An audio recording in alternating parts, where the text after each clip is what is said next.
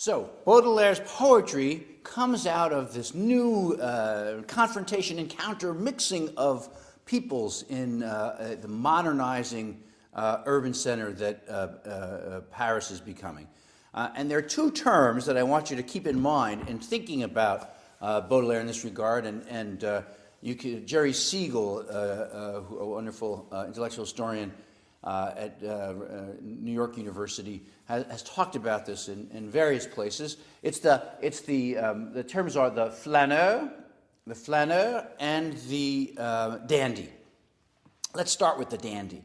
What's a dandy? I asked my class this here at Wesleyan, and lots of people throw out examples of folks who overdress, who display a kind of exaggerated public persona, and it could be in various ways. It's certainly a departure from convention, but often by using convention, right? Sometimes we talk about it here as the dandy is the kind of the hipster gone to an extreme. Here in the Northeast, it often involves wearing a scarf, apparently, according to my students. And when I was a student, it had to do with smoking clove cigarettes and listening to music no one else understood. But it was a kind of public presentation of difference, of exaggerated willingness, even desire to be seen. The dandy wants to be seen. And so in Paris, you get this. As you walk down the boulevard, as you are strolling, you're not just walking, you're not just strolling, you are there on display. And the dandy is willing to say, yeah, look at me, I am on display. And so that figure is important for Baudelaire and his friends, a willingness to say, I'm not going to just wear a black suit and a black hat and a nice cravat. No, I am here to be looked at.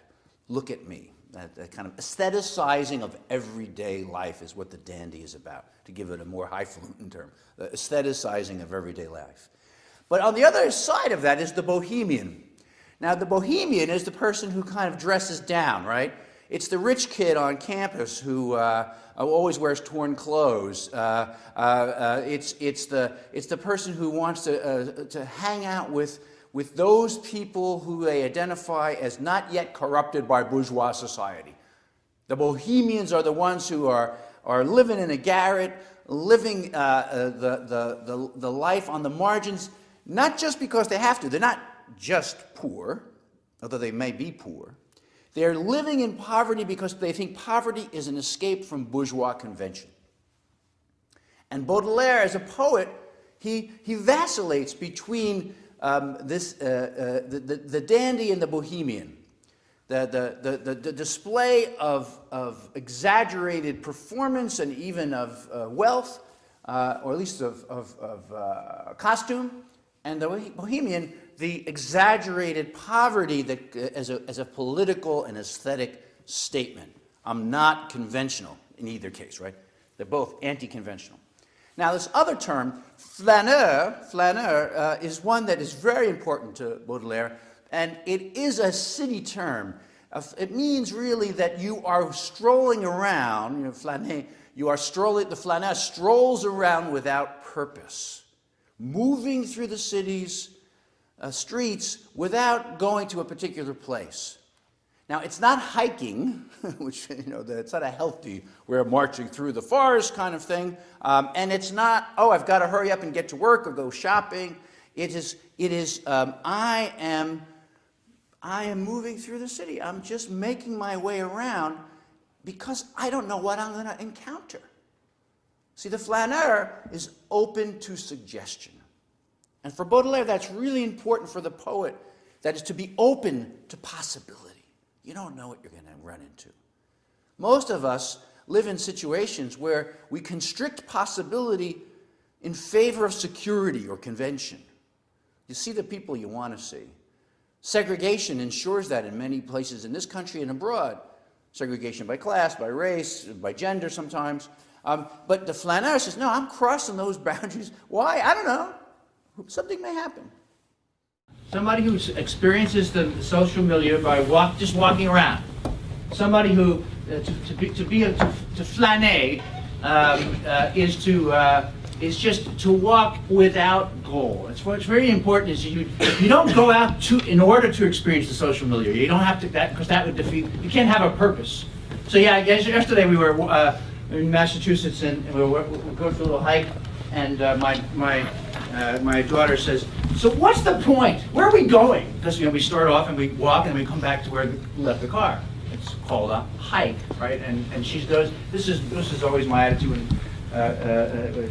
first got married. I didn't understand why you'd go to a hike and you couldn't buy something on the way. And so she says, "What's the goal? Where's the goal?" I'm like, "You don't have to have a goal, Sophie. Read some Baudelaire." She's like, "Daddy, you really want me to be like that?" I said, "No, I just want you to read it. But there's no goal. No goal. If you're a flaneur, you walk around."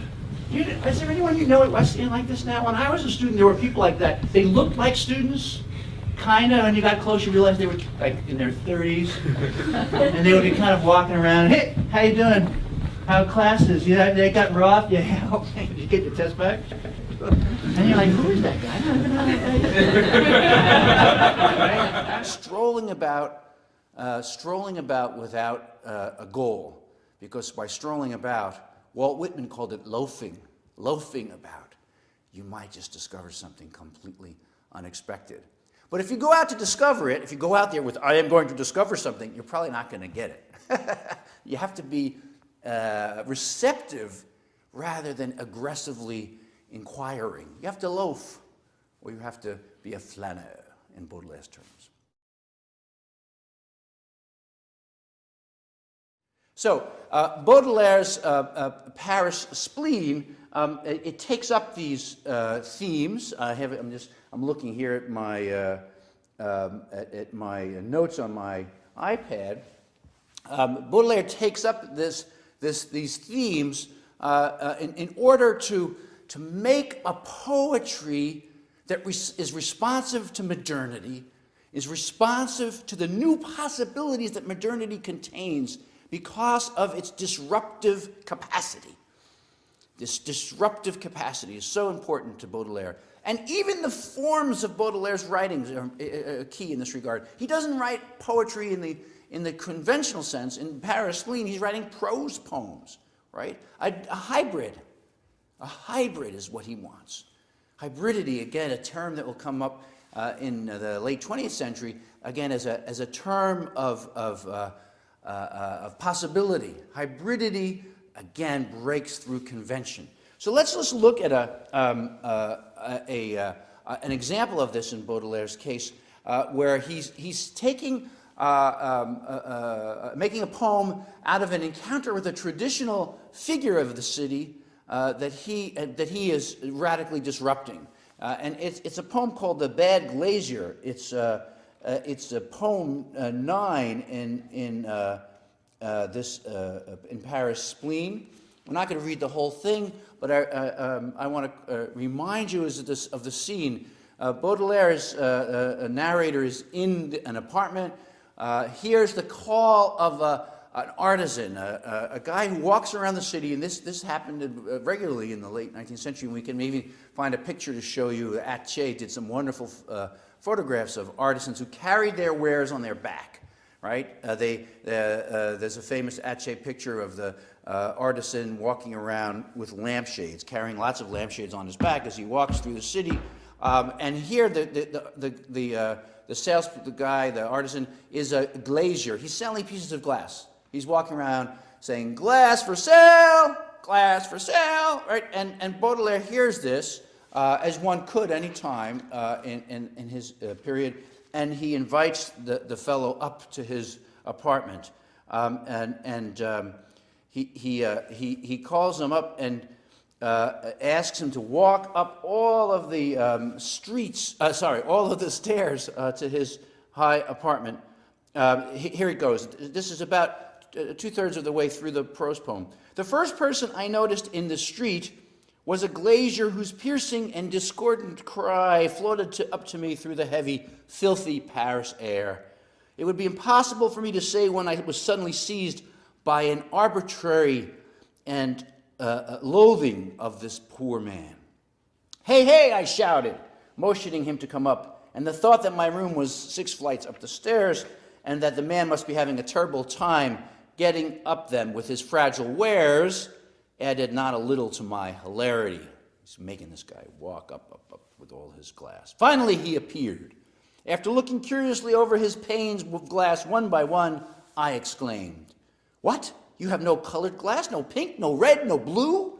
No magic panes? No panes of paradise?" No panes of paradise, isn't that one of them? "Scoundrel, what do you mean by going into poor neighborhoods without a single glass to make life beautiful?" And I pushed him, stumbling and grumbling, toward the stairs. Going out on my balcony, I picked up a little flower pot, and when the glazier appeared at the entrance below, I let my engine of war fall down perpendicularly on the edge of his pack. The shock knocked him over, and falling on his back, he succeeded in breaking the rest of his poor ambulatory stock with a shattering noise as of lightning striking a crystal palace. And drunk with my madness, I shouted down at him furiously, "Make life beautiful, make life beautiful." Such erratic pranks are not without danger, and often one has to pay dearly for them. But what is an eternity of damnation compared to an infinity of pleasure in a single second? That's the Baudelairean ethos I want you to really focus on. What is an eternity of damnation compared to an infinity of pleasure in a single second? There is no principle prior to nature, or no nature that really is at stake here. So I do think it is about, I say ecstasy in the slide, but that's just a bigger word for pleasure. It's about the intensity of pleasure. And to someone who would say, well, how is that going to help anybody? He's like, I don't care if it helps anybody. This is a poetry thing. This is not about helping people. This is not about making things nice. This is about seeking pleasure that is not bound by conformity. That's what artists do. You want to be a bureaucrat, you want to go work and help the community, do that, but don't call yourself an artist. You want to use arts to help people learn how to read, great, you're doing literacy training. If you're doing art, you have to be prepared to do things that everybody else finds disgusting. And if you're not prepared to do that, that's fine. Be a lawyer. Well, actually, that won't work, will it? But at least people won't find disgusting immediately.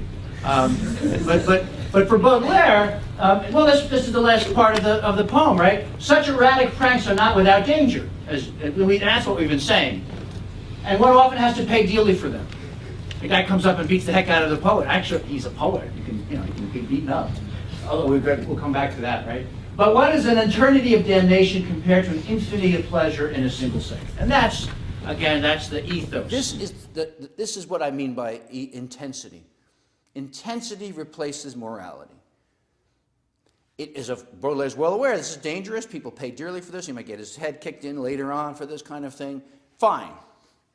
But I want, Baudelaire's poetry is telling us, I want intensity. I don't want conventionality. And anything that you can do to pursue intensity might lead, actually, to real poetry or real art.